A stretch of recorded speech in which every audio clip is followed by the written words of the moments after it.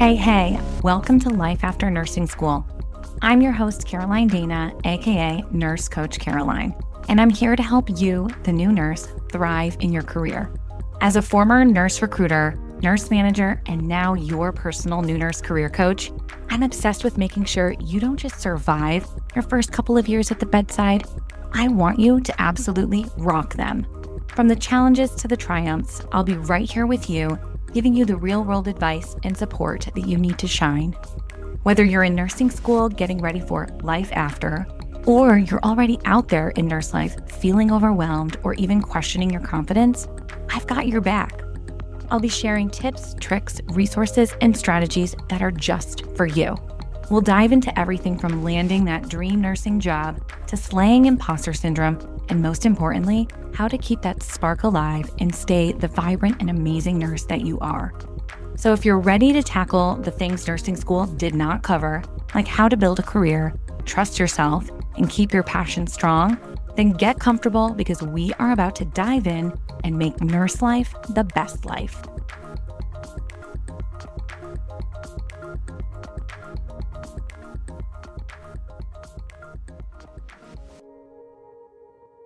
Welcome to today's episode, and I'm excited because we're going to chat about travel nursing.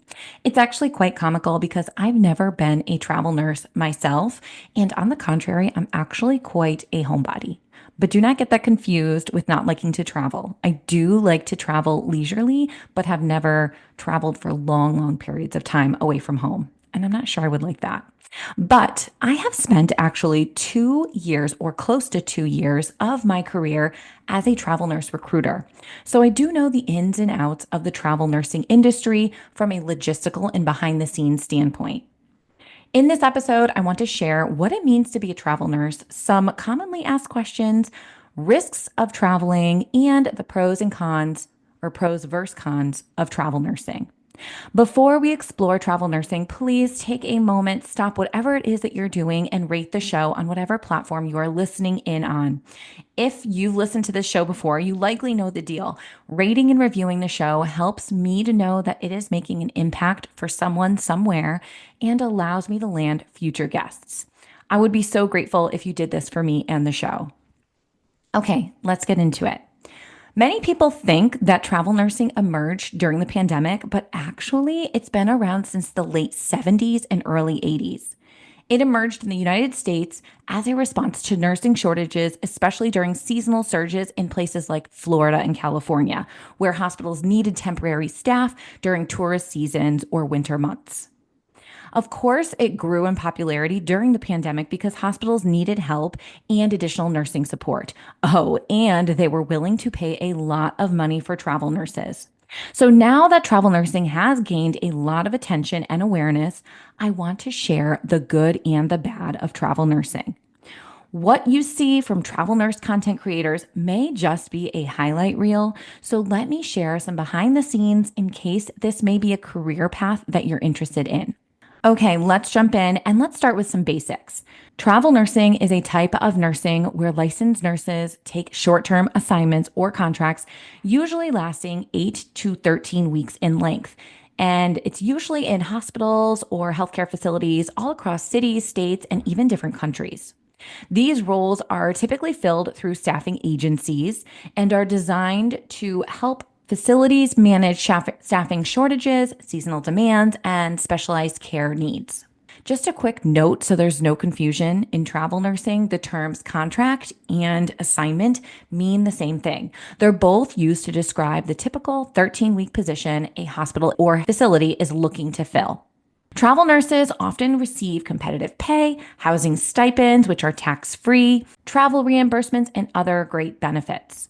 This career path allows nurses to explore new locations, gain diverse clinical experience, and enjoy flexibility in their work-life balance. But we will get into all of that a bit later in the episode. Basic things to know, okay? You need at least 1 solid year of nursing experience prior to exploring travel nursing. However, I would say most hospitals actually require their travel nurses to have 2 years of experience in the specialty or to have completed a travel contract prior to applying for a contract at their hospital. Let me add that whether you meet this timeline or not, you need to feel confident in your nursing practice, your ability to advocate for your patients, and your ability to adapt to new surroundings. Okay. So whether that takes you 1 year, 2 years, or 5 years, you need to make sure that you feel confident. Many nurses are so eager to get into travel nursing and to explore or make money that they underestimate just how hard it is to professionally jump into a new healthcare team at a new hospital in a new part of the country. Travel nurses are honestly super strong and resilient healthcare workers. It is so important that you trust your ability to adapt, advocate for yourself and or your patients, and that you have a strong assessment skill set. It is amazing how protocols, policies, and even nursing practices can differ from hospital to hospital. So, confidence in your assessment skills and ability to voice concerns and ask questions in a new environment is truly critical. As I have mentioned, most hospitals do prefer their travelers to have 2 years of experience in a specialty prior to taking a travel assignment. However, if at the 1 year mark of experience you feel ready to try travel nursing, be prepared to possibly struggle landing your first contract, especially if it's in a popular destination or in a competitive specialty or offering relatively high pay.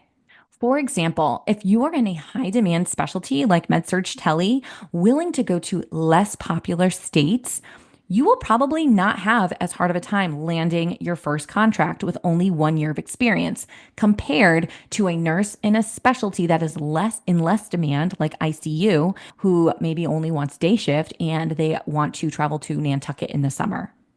So here is where it's important to work with a recruiter, and they will hopefully help guide you into where you have your best chances of getting your first travel assignment and what that might look like. Okay, so you think you're ready to explore the possibility of traveling. Now, where do you start? I can practically hear you asking me through your headphones. My recommendation is to start by leaning into word of mouth. What I mean is ask fellow travel nurses if they like their recruiter and if they like the agency that they are traveling with. If you don't have travel friends, hop into a travel Facebook group. There are so many of them out there, and everyone in there is actually pretty helpful. And maybe in those Facebook groups, post something like you're interested in travel nursing, but maybe you're looking for a recruiter who is supportive, easy, and enjoyable to work with, and not salesy. You will likely get flooded with answers, and maybe you'll see some repeat recruiter recommendations, which are some green flags. Once you find a recruiter or two that you're interested in working with, contact the recruiter directly and let them know who recommended them. Because the travel nurse that recommended their recruiter to you will likely get a referral bonus if you choose to take an assignment with this recruiter. And I always feel like it's so good to give credit where credit is due and also take care of our own people, right? Our fellow nurses. Now, if you go this route and you start with word of mouth and then you reach out to the recruiter directly, you will actually probably avoid being put in a large database where tons of different agencies have access to your contact information. If you end up in this database that I talk about and really recommend not falling into or getting yourself trapped into, your phone will be ringing off the hook. You will be bombarded nonstop by calls and texts at all hours and times of day. And I'm not kidding. As a recruiter, I know this. I was required to call anywhere from 60 to 100 nurses a day to ask if they are interested in traveling. So please do not make the common mistake of entering your contact information on a travel nurse website. Trust me, you will have to change your number to stop all of the sales calls and messages that you'll be receiving. Another question that I'm commonly asked is, how soon can I start a travel assignment? I would say if you decide that you want to submit to a few contracts, and by submit, I really mean apply, okay? Like applying to be considered for a few contracts, okay? So if you are ready to submit to a few contracts, then your start date can be as soon as 2 weeks out or as far as 6 weeks out. Typically, they're not usually farther than that or sooner than that. So if this is your first assignment, I really do recommend giving yourself at least a month. And the reason is because you will likely need to, one, put in a 2 week notice with your current employer, two, have to complete a ton of pre contract requirements like physical, drug test, background check, and those things can be tricky to navigate for a first timer and take some time. Plus, you will also have to start looking for housing and then also start packing and planning your process for relocation. Okay, so don't give yourself 1 or 2 weeks. Okay, give yourself about a month. And now, talking a little bit about logistics and applying to different contracts, I do want to touch upon licensing. So, licensing can be a little bit tricky, especially when you're just getting started and you're thinking about travel nursing.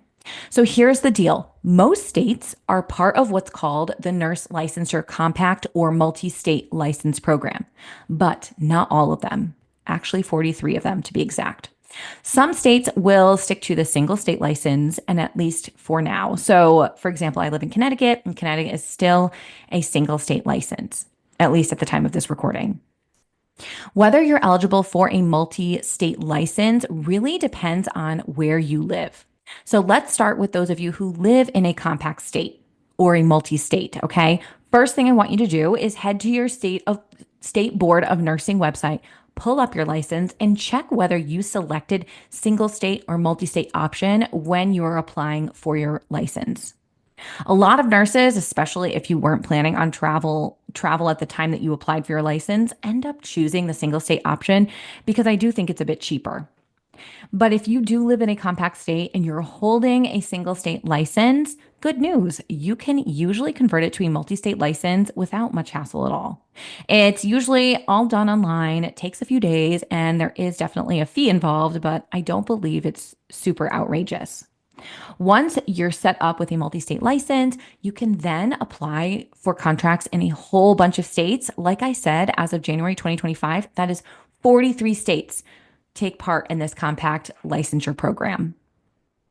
Now, if you're like me and you live in a state that is not part of the compact licensure program, ugh, I know, so annoying, but it means you're going to have to apply for individual license in every state that you want to travel to.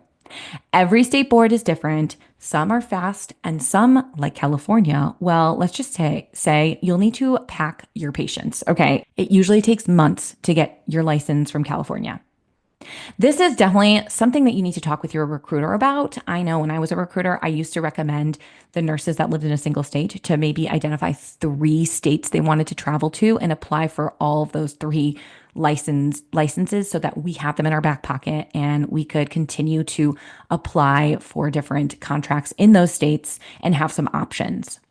Your recruiter might recommend applying for license before you even start submitting for jobs in that state because many hospitals won't even consider your application unless you have an active RN license in that state. And I think the reason is because if you apply to a state where you don't have a license, but you know you will obviously apply for the license if you get the job, there's been issues where the Board of Nursing has taken so long that your start date has arrived and yet you don't have an RN license to work in that state. So they've had a lot of issues with that. But again, I would touch base with your recruiter and take whatever their recommendation is and go from there. But don't worry, there is a silver lining. Most staffing agencies will actually reimburse you for the cost of those licenses. So save your receipts. So what specialty is best for travel nursing? Honestly, that is kind of a loaded question. It really depends on your goals, but I'll share my personal take. In my experience, Med-Surg Tele and progressive care unit, also known as intermediate care or IMCU or step down, those are some of the best specialties to travel in, and here's why. These roles are super versatile. A Med-Surg Tele nurse can float between straight Med-Surg and combined Tele units. And the same goes for IMCU, also known as PCU nurses. Okay, they can work in Med-Surg Tele, so sort of a step below their acuity, or on their intermediate care unit. So having the ability to potentially float between units, or also apply to a few different specialty contracts really is helpful for the travel nurse, okay? Because flexibility gives you options, which is huge in travel nursing. Plus, these specialties consistently have a ton of contracts available, pretty much year round. And when there's a high demand, that means more stability, more control, and a better shot at finding assignments that actually work for you. When you're in a high demand specialty, you're also less likely to get canceled, and you can be a little choosier about where you go. So, if you're looking for stability and more freedom to shape your own travel journey, Med-Surg, Tele, or PCU is a really solid way to go. But don't worry, almost every single specialty has options for traveling. Okay, so if you do not fall into Med-Surg, Tele, or PCU, does not mean you're going to have a terrible experience or be limited. Just know those two are probably my favorite specialties to help with travel nursing because of the amount of opportunities they have. Okay, so let's talk about what it means to be canceled. And this is the perfect segue into one of the biggest risks of travel nursing. So, being canceled basically means the hospital ends your contract early. And yes, unfortunately, they can do this at any point for pretty much any reason. Sometimes the patient census drops unexpectedly, so they just don't need as many nurses. And obviously, they're going to cut the most expensive first, which would be the travel nurse. Sometimes they overhire, and yes, occasionally it can be because you didn't quite mesh well with the unit. At the end of the day, in the hospital's eyes, you are being paid a premium rate to fill a specific need. And if that need goes away, so does the contract. It doesn't matter if you flew across the country or already paid for 3 months of housing, they're not factoring that in. And this is where travel nursing can feel a little less like healthcare and a little more like a business transaction. I'm just keeping it real on here so that you know what you're getting into. Now, the good news is that full contract cancellations aren't super common, but they do happen. And if you travel long enough for years, I'm sure you're going to run into this at one point in time. But that's why it's really important to protect yourself. Have some savings set aside, and whenever possible, try to book month to month housing so that you're not locked into a long lease. A lot of travel nurses also stay per diem at their home hospital. So if a contract does fall through or you're just in between assignments, you have a backup plan and income coming in. Now, let's talk about a few other risks or downsides of travel nursing because it's not all beaches and big paychecks, right? One big one is getting to a new hospital and honestly hating it. Maybe the culture feels off. Maybe you're treated differently because you're a traveler and not part of the permanent staff. That does happen. Some places are incredibly welcoming and others just aren't. Housing can also be a hit or miss. You might show up and realize the pictures didn't match the reality, or you just don't feel comfortable in the neighborhood that it's in, and that can really affect your whole experience. Another challenge, acclimating to a brand new environment every 13 weeks or so. Different charting systems, new coworkers, new routines, it can feel overwhelming, especially if you're doing it back to back without much of a break. Then there's the schedule. As a traveler, you don't always have a say in what shifts you get. I've known travel nurses who only get their schedule a couple weeks at a time and end up working all kinds of hours, days, nights, weekends, holidays. Again, not every assignment is like that, but it's something to be aware of. From the hospital's perspective, you're being paid that premium rate to plug into the most urgent staffing gap. So flexibility is kind of an expectation. I will say most places you do get assigned a shift ahead of time. So you know, okay, I'm applying for a night position or a day position. But every once in a while, I've had travelers get somewhere and they say, oh no, you're rotating. Or, okay, days, we actually have you for nights. So it can be a little bit of rolling with the punches, if you will. Okay. Okay, let's switch gears here and let's talk about the pros of travel nursing because, yes, there are still a lot of them. One of the biggest perks is the variety of experiences you'll get, both professionally and personally. You get to work in different hospitals, learn new systems, see how different teams operate, and really broaden your clinical skills. On top of that, you get to explore new cities, try new food, meet new people, and possibly make some lifelong friends. Another huge benefit, the pay. Travel nurses generally do earn more than staff nurses, and I'll talk a little bit about pay in a few minutes here. But to me, the biggest perk is the amount of work-life balance travel nurses have compared to staff nurses. Travel nurses are not tied down to staff responsibilities like hospital committees, mandatory meetings, or the extra non-clinical stuff that can weigh staff nurses down. You also get the freedom to take extended breaks between assignments, which can be great for recharging, traveling, or spending time with family. I know I've had travelers that would work all school year and then they would take the summers off to be with their kids. Or I would have travelers line up their 13-week assignments strategically so that they were home for the entire month of December and got to spend all of the holidays with their loved ones. Staff nurses do not get all of the holidays off.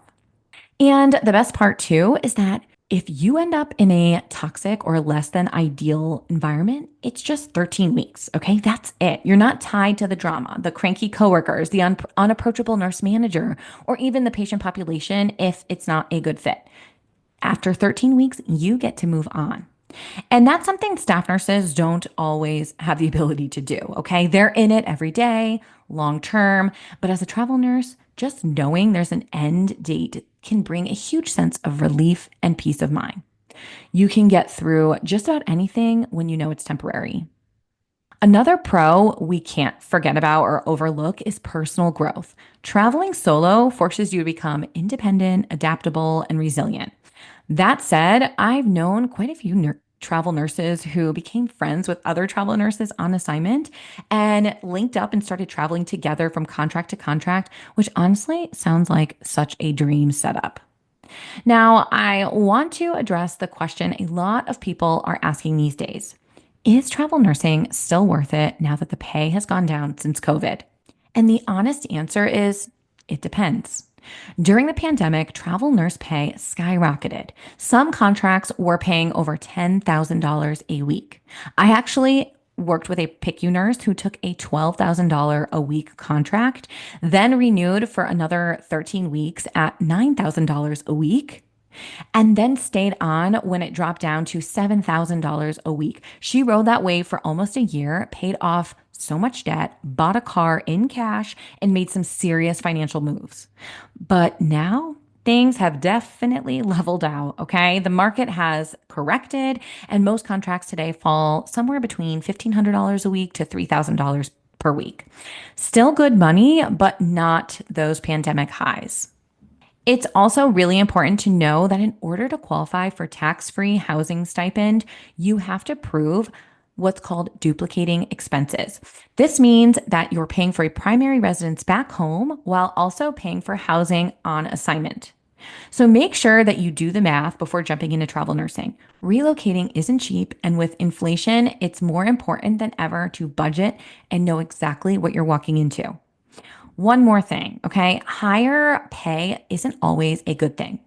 In fact, the highest paying contracts often come with higher acuity patients or more intense staffing situations or toxic work cultures. So if a job is paying significantly more, ask why and make sure you're ready for that environment. Also, the higher paying contracts typically are the first to be canceled. So make sure you have sort of your safety net set aside. You have maybe some savings that you can lean on, a per diem gig that you could jump into if for some reason you're canceled in a high paying contract. Okay, so circling back to the big question, is travel nursing still worth it? The most important thing to consider is your why. Why are you doing it in the first place? Are you traveling to gain exposure to different nursing practices or learn how hospitals operate across the country? Or is your goal to live in bucket list destinations like Key West, Florida, or Hawaii, or Colorado and explore while you work? Or are you just laser focused on hitting specific financial goals? Listen, no judgment here, okay? That's one of the amazing perks about travel nursing. All right, friend, we have covered a lot today, from what travel nursing actually is to the pros, to the risks, and everything in between. My goal is to pull back the curtain and give you the real, unfiltered look at what this career path could look like. I also have so much more that I could share about travel nursing. So if this episode is interesting for you and you have more questions, you want to learn more about it, please shoot me a message or comment on the episode, and I will plan for a future episode in travel nursing. Okay, so in this episode, we did talk about the flexibility, the freedom, and yes, even the financial perks that come with being a travel nurse. But we also touched upon the realities, the contract cancellations, housing struggles, and the emotional toll of starting over every 13 weeks. And most importantly, we talked about your why, because that's what should ultimately guide your decision to jump into travel nursing or not. If you're considering travel nursing, I hope this episode gave you some clarity and confidence to explore it further, or even just sparked a new curiosity that you might have in your career. And if you're a current traveler, I hope you felt seen in this episode and maybe even learned something new about the other side of the industry.